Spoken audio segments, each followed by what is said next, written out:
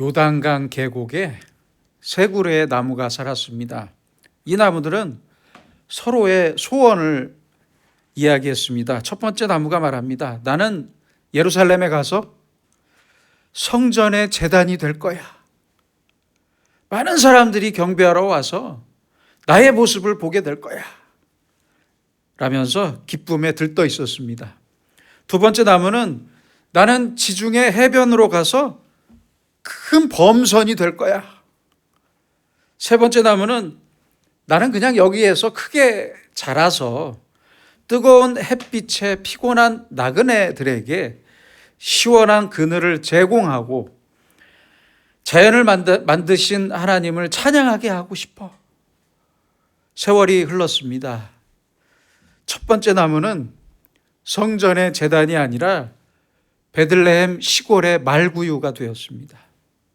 두 번째 나무도 배를 만드는 공장으로 가긴 했지만 큰 범선이 아니라 갈릴리의 비린내 나는 고깃배가 되었습니다.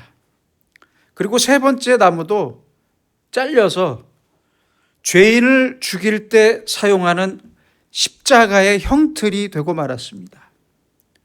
세 그루의 나무는 모두 꿈을 못 이루었다면서 절망에 빠져 있었습니다. 그러나 베들레헴 시골집의 말구유가 되었던 첫 번째 나무는 예수님의 탄생과 함께하면서 큰 영광을 입었습니다. 시간이 흘러 예수님께서 갈릴리에 오셔서 두 번째 나무였던 고깃배에 타시고 복음을 전하게 되면서부터 두 번째 나무는 다른 어느 큰 범선보다 더 큰 영광을 얻게 되었습니다. 또 세월이 흘러 십자가의 형틀이었던 세 번째 나무는 예수님께서 못 박혀 죽으심으로 지금까지 모든 그리스도인에게 사랑을 받는 거룩한 십자가가 되었습니다. 여러분, 깊이 생각해 봅시다. 그렇다면 무엇이 실패이고 무엇이 성공입니까? 무엇이 굴욕이고 무엇이 영광입니까? 우리의 욕심은 모두 부질없는 것입니다. 여러분은 어디에서 내 삶의 의미를 찾고 있습니까? 젊은이들은 좋은 대학에 합격하거나 좋은 직장에 취직하기만 하면 자기의 소원을 다 이루고 세상을 얻은 것처럼 그렇게 생각하지만 조금만 지나면 세상의 절벽을 보면서 절망합니다. 무엇을 가져도 그렇습니다. 무엇이 되어도 그렇습니다. 내가 대단하게 생각했던 칭찬이나 높은 지위나 명예는 사실 별게 아닙니다. 아무것도 아닙니다. 인간은 오직 예수 그리스도 안에서 하나님께 영광을 돌릴 때 그제야 비로소 인생의 의미를 알 수 있고 보람을 찾을 수 있는 것입니다. 우리의 인생이 한편의 연극이라면 어떤 사람은 조연으로 살고 어떤 사람은 주인공으로 산다는 말이 있습니다. 회사를 생각하면 사장을 주연으로, 직원들은 조연으로 생각하기도 하고, 가정을 생각하면 가장을 주연으로, 다른 가족을 조연으로 생각하기도 합니다. 조연들은 무슨 문제라도 생기면 그 책임을 모두 주연에게 돌립니다. 주인공이 멍청하고 잘못 살아서 일이 이렇게 되었다고 쉽게 원망합니다. 한편 주연들도 주연들 나름대로 할 말이 많아요. 일이 어떻고 정치가 어떻고 사회가 어떻고 세상이 이 꼴이라서 그렇지 사실 내 탓이 아니라고 말합니다. 결국 책임질 사람은 아무도 없게 되고 맙니다. 그게 문제입니다. 그리스도인은 누구든지 바로 나 자신이 내 인생의 주인공이라는 사실을 잊지 말아야 합니다. 확실한 주연의식, 확실한 주인의식으로 살아야 합니다. 그래서 나의 인생이라는 이 작품의 성패가 다른 사람이 아니라 바로 나에게 달려 있다. 모든 일의 책임은 나에게 있다. 바로 이런 자세가 필요합니다. 오늘 만나는 베드로는 정치적인 욕망이 아주 컸던 사람입니다. 예수님이 왕이 되시면 자신은 그 우편에서 부귀 영화를 누릴 줄 알았습니다. 그러길 원했어요. 하지만 예수님은 십자가에 돌아가셨고 베드로의 꿈은 산산조각이 났습니다. 자기가 수제자라면서 그렇게 믿고 얘기하면서도 예수님을 3번이나 부인하고 도망갔습니다.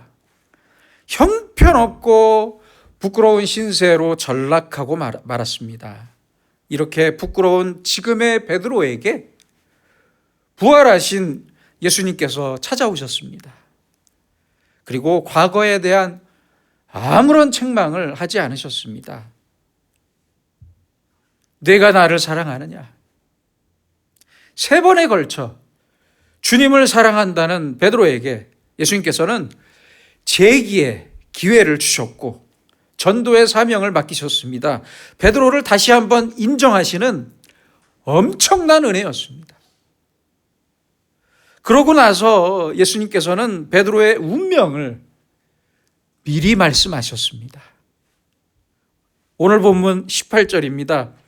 내가 젊어서는 스스로 띠띠고 원하는 곳으로 다녔거니와 늙어서는 내 팔을 벌리리니 남이 내게 띠띠우고 원하지 아니하는 곳으로 데려가리라.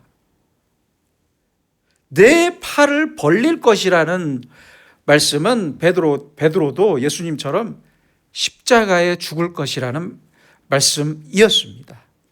베드로는 이 말씀을 달가워하지 않았어요. 아니 누가 좋아하겠습니까? 이 말씀을 기쁘게 생각하지 않았고 자신의 죄에 대한 형벌로만 생각했습니다.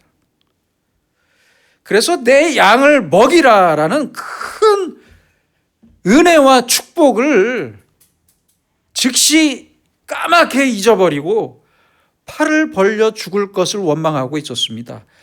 염려하고 있었어요. 또한 오늘 본문 20절에는 예수님께서 사랑하시는 그 제자라는 말씀이 있는데 이 말은 요한복음을 쓴 사도 요한이 자기의 이름을 드러내지 않으려고 겸손히 표현한 말입니다. 베드로는 바로 이 요한이 불편했습니다. 자신이 도망갔을 때 요한은 예수님의 어머니인 마리아를 모시고 예수님을 끝까지 따랐기 때문입니다. 그래서 이렇게 묻고 있어요. 주님, 나는 십자가에 죽는다면 이 사람은 어떻게 되겠사옵나이까?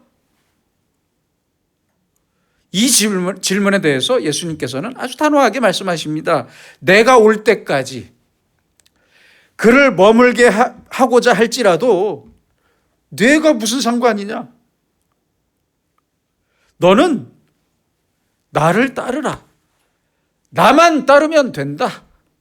그 말씀입니다. 예수님께서는 질투 때문에 흐트러진 베드로의 마음을 책망하시면서 너의 임무는 오직 나만 따르는 것이라고 말씀하셨던 것입니다.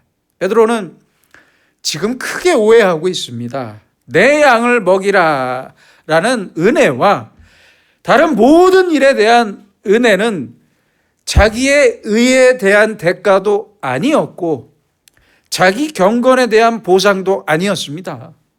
그런 게 아니에요. 그러나 베드로는 이 사실을 오해하고 까맣게 잊어버린 채 장차 받을 고난과 순교를 부당한 것으로 생각했습니다. 그래서 예수님의 제자가 되기 위해서는 꼭 필요한 것이 있는데, 첫째는 절대적인 정직이 필요합니다. 정직해야겠습니다. 절대적인 성실, 절대적인 진실이 필요합니다. 하나님과 나 사이에서 나의 모습과 나의 처지와 나의 운명까지 절대적으로 정직해야 합니다.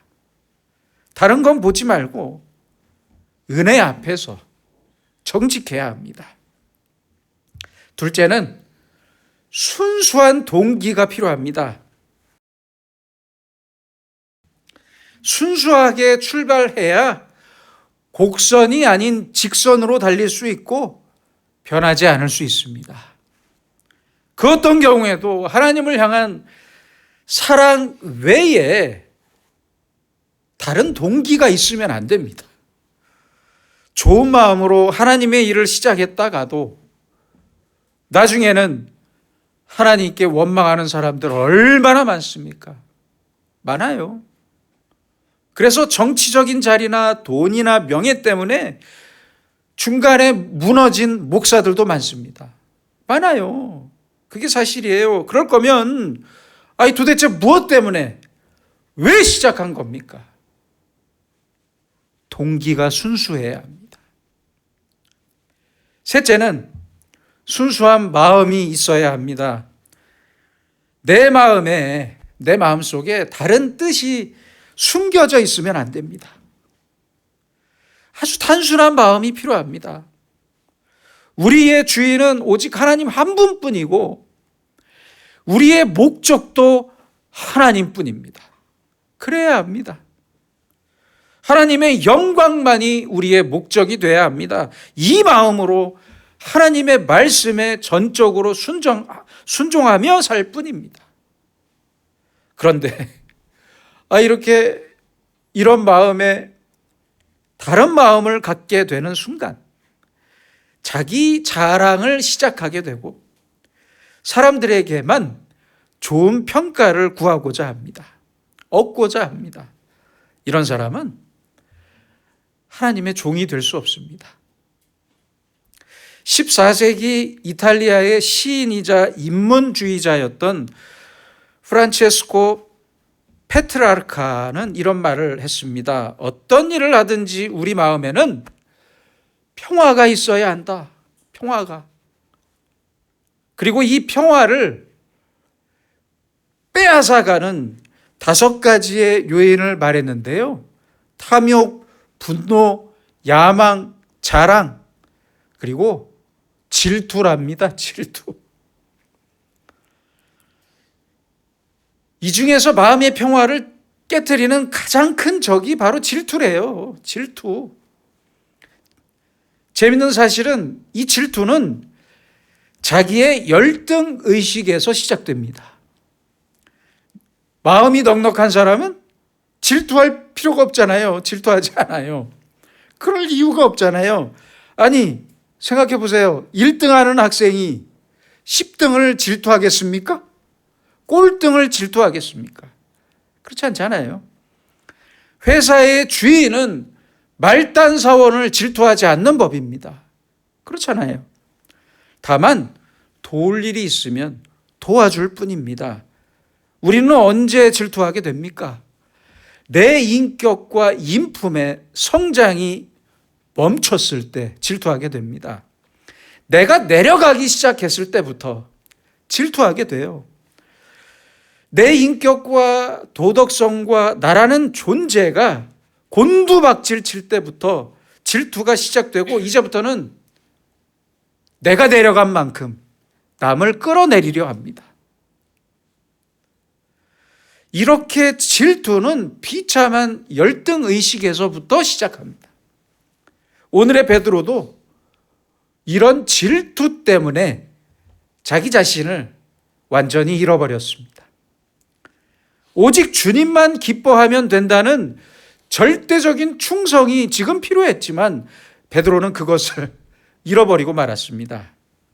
19절입니다. 이 말씀을 하시면 베드로가 어떤 죽음으로 하나님께 영광을 돌릴 것을 가리키심이러라. 베드로의 십자가의 죽음, 그 목적은 하나님의 영광이었습니다. 우리에게도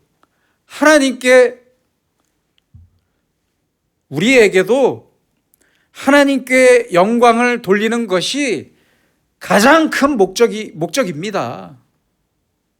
베드로의 죽음이 하나님께 영광이 되듯이 우리의 고난도 하나님의 영광이 된다는 사실을 잊지 말아야 합니다. 살아서도 하나님께 영광이 되고 나의 죽음도 하나님께 영광이 되어야 합니다. 나의 성공만이 하나님께 영광이 되는 것이 아니라 나의 실패도 하나님께 영광이 되는 것이고 나의 죽음도 하나님께 영광이 되어야 합니다. 하나님께 영광이 되는 것입니다. 우리는 그래서 모든 일에서 하나님께 돌릴 영광을 먼저 생각해야 합니다. 그러므로 순교는 그리스도인의 가장 큰 영광이 되는 것입니다. 생각해 보세요. 야고보는 초대교회가 시작될 때 가장 먼저 체포되었고 목이 베어 순교했습니다. 베드로도 노년까지 복음을 전하다가 십자가에 거꾸로 못 박혀 순교했습니다. 그렇게 전해지고 있습니다. 사도 요한은 오래 살면서 복음을 전하고 하나님의 일을 했습니다. 모두가 죽었던 때와 모습은 달랐지만 자기의 모습으로 하나님께 영광을 돌렸습니다. 각자의 모습으로 하나님께 영광을 돌렸습니다. 먼저 죽기도 했고 오래 살기도 했어요. 이렇게 하나님께서는 모든 사람을 다양한 모습으로 다원적으로 사용하십니다. 그리고 영광을 받으십니다. 우리는 짧은 시간에 성공했냐 실패했냐 잘했냐 못했냐라면서 누구도 평가하지 말아야 합니다. 다 달라요. 사는 모습이 다 다르잖아요. 평가할 수가 없어요. 더 멀리 보면서 종말적인 평가를 할 줄 알아야 합니다. 하나님께 평가를 받아야 합니다. 그러므로 우리는 늘 하나님과 절대적인 관계 속에 있어야 함을 잊지 말아야 합니다. 여러분, 우리는 누구에게 종속된 사람들입니까? 누구에게 복종하는 사람들입니까? 나의 존재의식이 예수님이 아닌 다른 것에 종속되면 노예가 되는 것이고 나의 가치관이 다른 것에 종속되면 이미 죽은 사람입니다. 하나님 외에 누구에게도 무엇에도 매이지 말아야 합니다. 아무리 부부라고 해도 하나님 앞에 선 나라는 존재는 내 아내에게 매인 존재도 아니고 남편에게 매인 존재도 아닙니다. 남편을 탓하면서 함께 무너질 필요도 없고 아내를 탓하면서 하나님께 영광을 가릴 필요도 없습니다. 아무리 자식이 귀해도 내가 자식을 위해서만 사는 존재도 아닙니다. 그렇잖아요. 우리는 누구에게도 매여 있을 필요가 없어요. 남을 탓하면서 하나님의 일을 그르칠 필요도 없습니다. 내가 올 때까지 그를 머물게 하고자 할지라도 내가 무슨 상관이냐? 예수님께서는 이런 일 저런 일 신경 쓰지 말고 종속되지 말고 너에게 주어진 일만 열심히 하면 된다고 말씀하십니다. 여러분, 부부싸움을 이기는 필살기가 있습니다. 꼭 기억하고 써보시기 바랍니다. 아내와의 싸움이 심각할 때 남편들 이렇게 말해보세요. 이쁘면 다냐? 아내도 말해보세요. 잘생기면 다냐? 여러분 꼭 기억하세요. 싸웠든지 말든지 내가 해야 할 일을 하면 그만입니다. 그것만 하면 됩니다.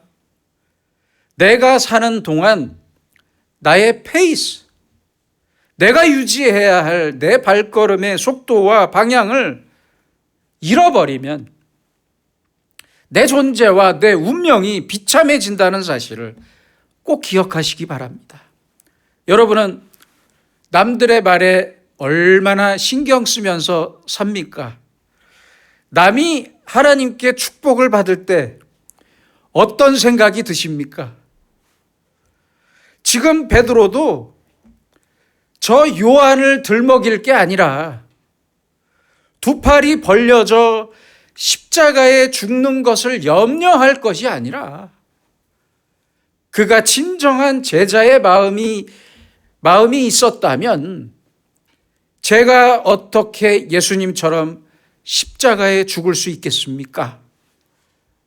저는 목이 잘려 죽어도 영광입니다. 이렇게 말을 했어야 했습니다. 남에게 무슨 말을 듣든지 남이 어떤 축복을 받든지 이제부터는 나와는 아무 상관이 없습니다. 그게 사실입니다. 하나님께서 내게 주신 길, 나에게만 주신 길, 내가 가야 할 길을 조용하고 묵묵하게 걸어갈 뿐입니다. 마태복음 25장에는 예수님께서 말씀하신 달란트 비유가 있습니다. 주인이 타국으로 멀리 떠나면서 3명의 종에게 5달란트, 2달란트, 그리고 1달란트를 주었는데요. 왜 이렇게 다르게 준 겁니까? 1달란트를 받은 사람은 주인을 원망했어요. 다른 사람들을 질투했어요. 그랬잖아요. 그 질투 때문에 그는 하나의 달란트와 함께 자기의 은사와 능력도, 자기만의 은사와 능력도 그 1달란트와 함께 땅에 묻어버리는 어리석은 사람이 되고 말았습니다. 여러분, 우리는 하나님께서 나에게 얼마를 주셨든지 그것으로 하나님의 뜻을 이루기만 하면 됩니다. 아무런 보상도 바라지 말고 다른 사람들을 신경 쓰지도 맙시다. 남들이 성공할 때 또는 나에게 실패나 고난이나 고통이 찾아왔을 때라도 모두가 하나님께서 주신 은혜이고 영광으로 생각해야 합니다. 내가 올 때까지 그를 머물게 하고자 할지라도 내게 무슨 상관이냐? 너는 나를 따르라. 네가 지금 신경 쓰는 요한을 내가 어떻게 하든지 너는 신경 쓰지 말고 너와는 아무 상관없는 일이니까 너는 오직 나를 사랑하고 나만 따르면 된다. 예수님께서는 오늘 우리에게도 이렇게 말씀하고 계십니다. 너는 나만 따르라. 기도하겠습니다. 사랑의 주님, 주님께서는 각자의 모습대로, 각자의 능력대로 주님의 의지로서 우리에게 주님의 일을 맡기셨습니다. 그러나 우리들은 질투와 체면과 종속된 마음으로 인해 순수한 정직과 동기와 마음을 잃어버리고 달란트와 함께 주님의 일을 땅에 묻어버릴 때가 많았습니다. 이런 우리를 불쌍히 여기시고 우리 마음에 평화를 내려주셔서 내가 해야 할 일과 가야 할 길과 내가 해야 할 말과 행동을 하면서 주님의 제자로서 오직 주님만을 사랑하며 주님만을 따라 살게 하옵소서. 예수님의 이름으로 기도드립니다. 아멘.